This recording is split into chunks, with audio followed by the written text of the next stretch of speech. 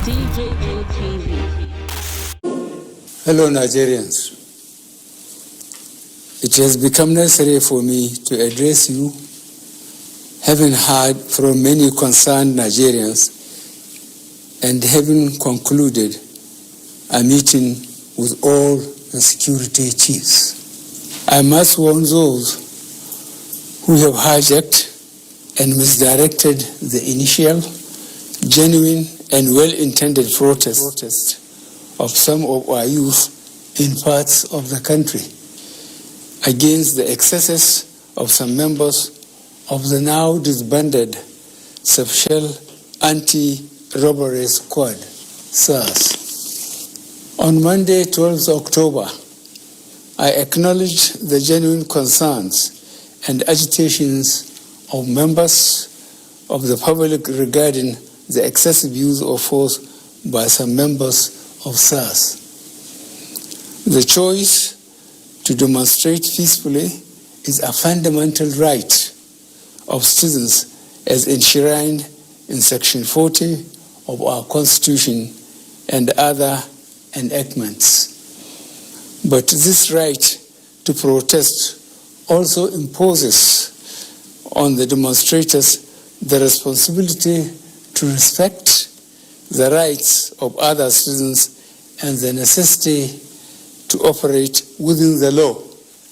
As a democratic government, we listened to and carefully evaluated the 5-point demands of the protesters. And having accepted them, we immediately scrapped SARS and put measures in place to address the other demands of our youth. On approving the termination of SARS, I already made it clear that it was in line with our commitment to the implementation of extensive police reforms. Sadly, the promptness with which we have acted seemed to have been misconstrued as a sign of weakness and twisted by some for their selfish, unpatriotic interests. The result of this is clear to all observers. Human lives have been lost, acts of sexual violence have been reported, 2 major correctional facilities were attacked and convicts freed, public and private properties completely destroyed or vandalized, the sanctity of the palace of a peacemaker, the Oba of Lagos, has been violated. So-called protesters have invaded an international airport and in the process disrupted the travel plans of fellow Nigerians and our visitors. All this executed in the name of the End SARS protests. I am indeed deeply pained that innocent lives have been lost. These tragedies are uncalled for and unnecessary. Certainly, there is no way whatsoever to connect these bad acts to legitimate expression of grievance of the youth of our country. The spreading of deliberate falsehood and misinformation through the social media in particular, that this government is oblivious to the pains and plight of the citizens is a ploy to mislead the unwary within and outside Nigeria into unfair judgment and disruptive behavior. On the contrary, both our deeds and words have shown how committed this administration has been to the well-being and welfare of citizens, even with the steadily dwindling revenues and the added responsibilities and restrictions due to the coronavirus pandemic. Government has put in place measures and initiatives principally targeted at youth, women, and the most vulnerable groups in our society. These included our broad plan to lift 100 million Nigerians out of poverty in the next 10 years. The creation of 75 billion Naira National Youth Investment Fund to provide opportunities for the youth and the micro, small, and medium enterprises survival fund, through which government is A, paying 3-month salaries of the staff of the 100,000 micro, small, and medium enterprises.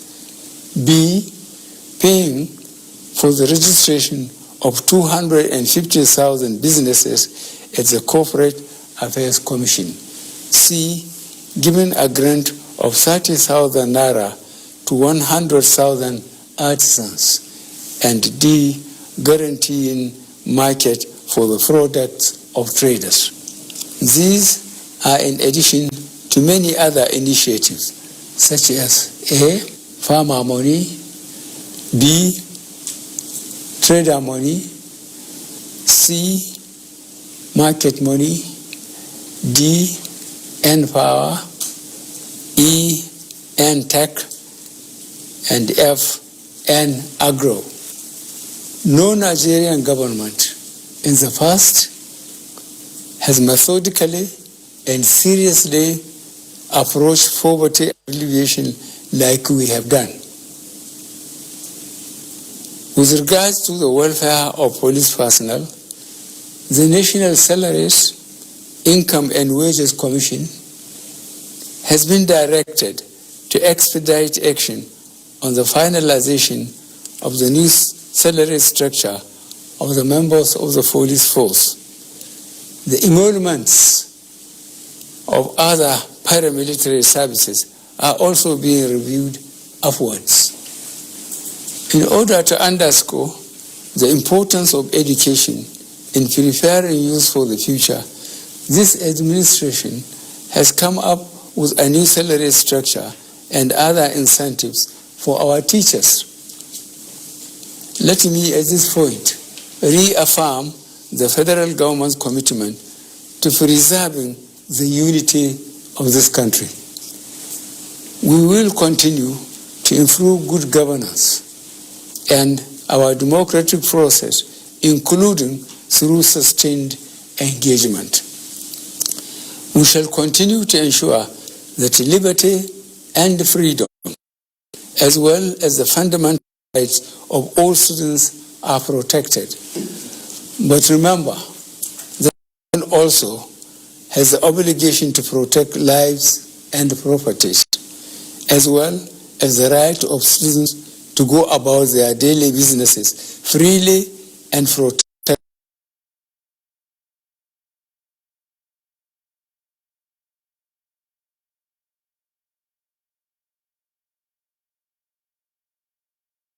express concern about the ongoing development in Nigeria. We thank you and urge you all seek to know all the facts available before taking a position or rushing to judgment and making hasty pronouncements. In the circumstances, I would like to appeal to protesters to note and take advantage of the various well thought out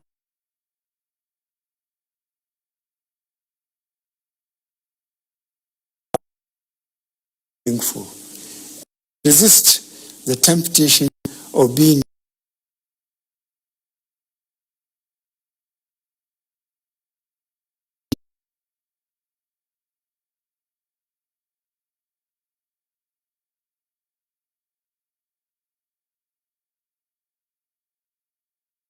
under no circumstances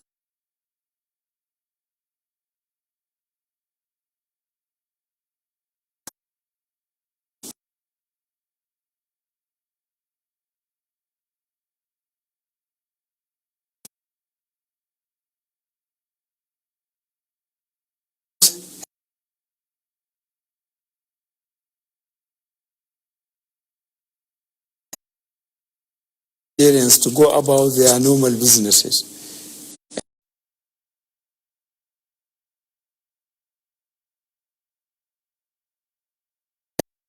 All law-abiding citizens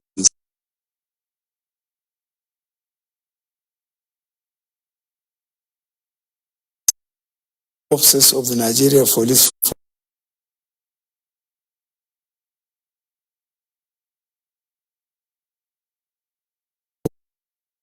Force, traditional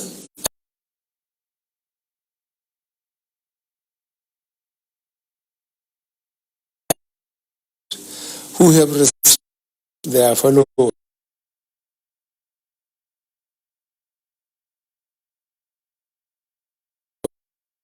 continue to respect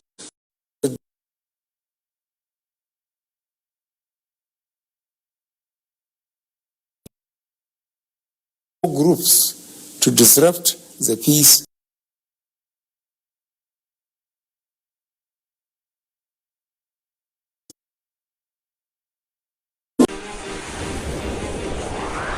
DJM TV. DJM TV.